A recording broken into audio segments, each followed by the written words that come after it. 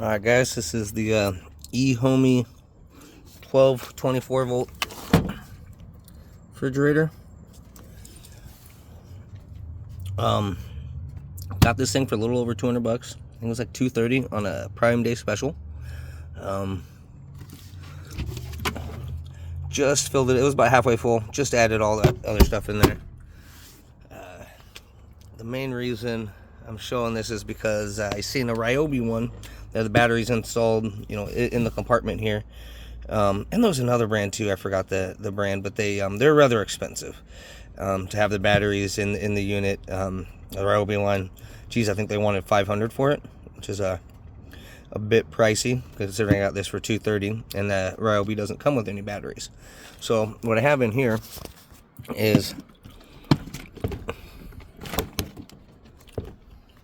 two 16 amp hour the LiPo 4s or LiFePO 4 batteries, and then see, it only says it's only pulling 7 watts there. Oh, unit's not on. And you know what, that's not even pulling 7 watts. That is actually my battery being charged 7 watts, because I have this on here. So it kind of flickers with the screen there, but this is hooked up to the battery of my vehicle. These things are awesome. Got them from the old Amazon. But they're like it's like an inline splice to a fuse, and you can just stack your old fuse right on top of it. And so there's going to be actually 2 fuses in there. On the top part of those wires, if I can point to it. Anyways, I can't get my hand up in there with the camera, but you can see a little green fuse on the top there, the little blue fuse. So the reason I did that, I didn't want to max out any one circuit. There's like a little bus bar in the middle. It's copper, so a lot of times you'll have spaces in there. You can see the empty spaces, and one of those plugs with the fuse in it was actually in an empty spot. There's a little panel here, and it'll tell you which ones are being used and which ones aren't, so you can actually connect it into something without without running off another circuit that's being used for something else.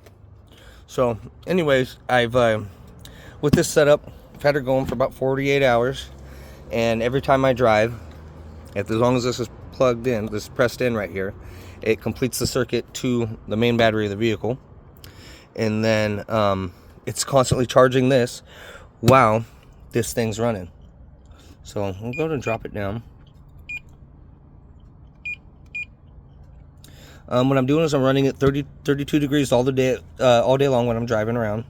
I'm an HVAC tech, so I'll be at a house for an hour to 3 hours, and then I'm back in the car, and I'll leave the main battery hooked up during that time. So like I said, you just press this, disconnects the battery. So right now it says 11.5, and right there we're at 12.3. So not the most accurate that we're getting there off of that, but again, 12.3 right here, and you can see I'm pulling 60 watts. Even on eco mode, this thing's only supposed to pull 40. It's actually pulling 60. I think it's because the product in there is so warm. But if you watch, so it's pulling 60, and I go and hit this button, and now look, we just dropped that thing down. So if I turn this off,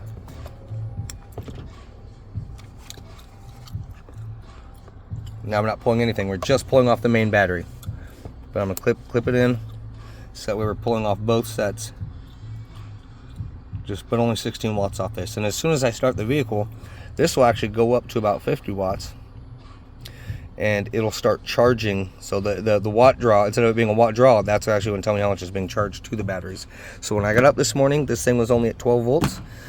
Kept everything cool. I had it set at 40 when I went in last night, and then we do 32 all day long, and it held it, and it was 12 volts left in the battery when I got to it this morning. So again, 14 and a half.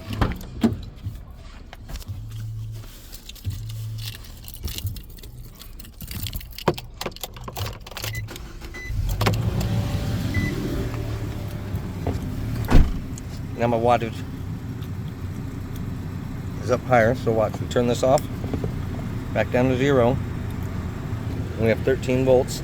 It says we have 13 volts coming from our engine, coming from our main battery. So as soon as I turn it back on, and this thing's 12.5, right? Turn it on. I know that voltage is actually now, because the voltage from the battery was higher, the main battery from the car was higher than the voltage at these, it's now actually charging it. So it's being charged 20 watts right now while the car is running. And the lower the amp draw is on this, so when this turns off, this is actually going to go up. So let's see if I can demonstrate that now.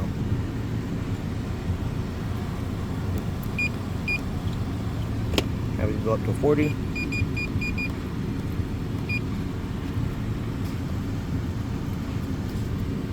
Turn the little frost symbol off there so I know my compressor's not on. And now I'm charging my battery. About 42 watts. So typically when this thing's on the Eco, I've noticed it pull more like around like 45 amps. That was really strange that it went up to 60. It might have just been because it was recently on and it's kind of starting against higher pressure. But yeah, so these batteries cost me about 50 bucks a pop. I know there's little power stations you can get online and stuff that might have been a little more efficient. You know, this case is 30. This thing's right here is 20. There's another 20 for this battery monitor. This has little C ports on there and such. And I had an old inverter that I was just sitting around a drawer, so I connected that to it. It's supposed to have fans, and there's no fans in here, so I don't have it connected. I do have the cigarette lighter switch, so I would just, you know, prop open my case, plug the cigarette lighter into here, and then this would then go into here. But yeah, that's it. I mean, the whole thing cost me less than the Ryobi setup, but I got 12 volts of 32 amp hours of 12 volts, which is awesome. Like, I got everything Ryobi was, and Ryobi only had like 20 something quarts if I remember correctly. I mean, this is double the capacity.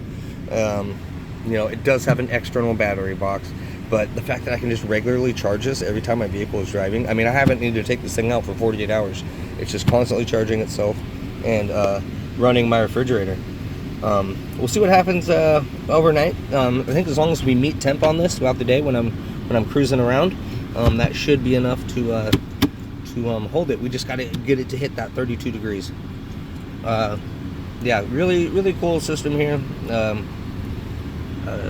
You know, really good for if you're an HVAC tech, if you're somebody just on the job site, you know, working all day at a job site. Maybe not ideal with this battery pack here. That does have a plug-in that will go into a normal plug, so you'll have that option. But it is powered by a cigarette lighter. It does run off the battery just by itself of the vehicle, but I wouldn't do that for too long. You know, an hour, maybe two at most, but you just got to watch your voltage. You know, anything under 12.3 volts, I'd kind of be nervous about whether or not the vehicle is going to start. But yeah, so 13 volts coming in from the battery. It says 12.9 here because these are both eating up, or that one is eating up the voltage. So anyways, yeah, if you guys have any questions, comments or whatever, you know, feel free to leave them. I'll answer what I can. I may make a project here in the winter when work slows down, take one of these apart, take the compressor out, and I'm gonna try to make a personal air conditioner that can run off of this battery. I think that'd be pretty cool. Anyways, yeah, that's the setup, man. It's constantly, you know, it's a just keep the vehicle full of gas, and this thing will, you know, it's a constant. I don't want to say it's free energy because my alternator is going to spin a little faster, but it's pretty close to it. Hey, it's a company gas card, so it's free for me, right? Anyways, yeah, good luck to you guys out there. Really like this cooler. It's doing everything I thought it would do, and more. Yeah, have a good one. Bye.